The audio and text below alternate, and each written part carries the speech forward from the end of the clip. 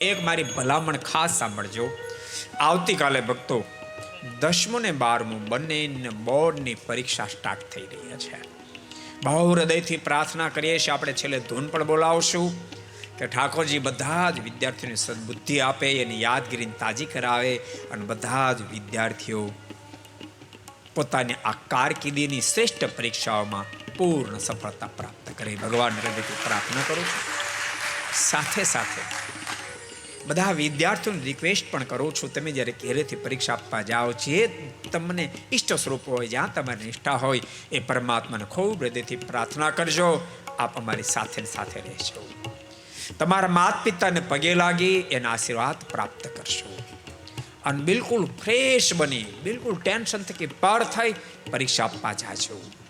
પરીક્ષાના પેપરનો પ્રારંભ કરો ત્યારે જે તમારું ઈષ્ટ સ્વરૂપ હોય, ભગવાન સ્વામિનારાયણ સાથે તમારી પ્રીતિ, ભગવાન રામ સાથે, ભગવાન કૃષ્ણ સાથે, અરે માતા, જે તમારું ઈષ્ટ સ્વરૂપ હોય એનું મનમાં 11 ફેરી સ્મરણ કરી નામ લેજો અને પછી પેપર લખવાનો પ્રારંભ કરશો. આટલી વિદ્યાર્થીમાં રિક્વેસ્ટ છે. વાલીઓને પણ હું રિક્વેસ્ટ કરું છું, તમારા દીકરાઓ કે દીકરીઓ જ્યારે પરીક્ષા આપવા માટે તમને પગે લાગે ને ત્યારે મસ્ત પર હાથ મૂકી રૂડા આશીર્વાદ આપજો. જા બેટા, જા દીકરી, ઠાકોરજી તને સફળ કરે, આશીર્વાદ આપજો. ખાસ ભલામણ કરું, પરીક્ષા આપવા જાતા ત્યારે એને એક લેશ માત્ર ટોચિંગ નહીં કરશો. આટલા જોજે, તરકા લાવજે, આટલા પર્સન્ટેજ લાવજે, આખો વર રખડી, એક લેશ માત્ર ટોચિંગ નહીં કરશો. ખાસ મારી તમને ભલામણ છે. એવા રૂડા હૃદયના આશીર્વાદ આપજો. કપાળમાં કંકુનો ચાંદલો કરી અને મસ્ત હાથ મૂકીને તમે પરીક્ષા આપવા માટેની પરમિશન આપજો કે જેથી કરી પ્રફુલ્લિત હૃદયે પરીક્ષા આપશે ને તો ઠાકોરજીની ભેળા પડશે અને તમે જે અપેક્ષા રાખો તમારી અપેક્ષા પણ ઠાકોરજી સફળ કરશે. અમારે આ સંતો પરીક્ષા આપવા માટે જતા હોય તો અમે આ આશીર્વાદ એને આપીએ છીએ, રાજીપો વ્યક્ત કરીએ છીએ. અમે સાથે તો રહેવાનું હજુ સુધી નથી બન્યું, દેશ વિદેશમાં હોઈએ પણ સંતો પરીક્ષા આપવા જતા હોય ત્યારે ફોન અમને કરે, ખૂબ હૃદયથી આશીર્વાદ આપીએ, ખૂબ કહીએ કે બિલકુલ ટેન્શન ફ્રી થઈને પરીક્ષા આપજો, ઠાકોરજી તમારી ભેળા રહેશે.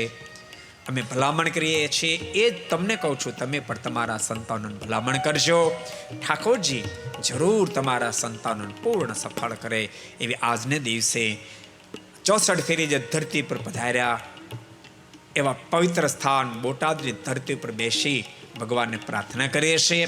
અમે આજ બધાના વતી અહીંયા ચણાવને પ્રદક્ષિણા કરીને પ્રાર્થના કરીએ છીએ કે બધાને ઠાકોરજી ખૂબ સફળ કરે અને તમારા જીવનની અંદર ખૂબ સુખ્યા થાય. ભગવાન શ્રી એના ચરણ પ્રાર્થના. આજના પ્રસંગે આવો દિવ્ય પ્રસંગ જ્યારે ચાલી રહ્યો છે, બાઈ મીરા પ્રભુને મળવા માટે આતુર બન્યા છે, આ બધું એભલ બાપુ પ્રભુને મળવા માટે આતુર બન્યા છે, ત્યારે હજારો યુવાનો, હજારો દીકરીઓ પોતાની પરીક્ષા આપીને સફળ થવા માટે આતુર બની રહ્યા છે. ઠાકોરજી બધાને સફળ કરે એ હૃદયથી પ્રાર્થના. अगर ये वीडियो आपको पसंद आया हो तो लाइक करें और शेयर करना मत भूलिए. सब्सक्राइब करें सरदार कथा चैनल को और बेल आइकॉन पर क्लिक करना मत भूलिए लेटेस्ट वीडियो सबसे पहले पाने के लिए.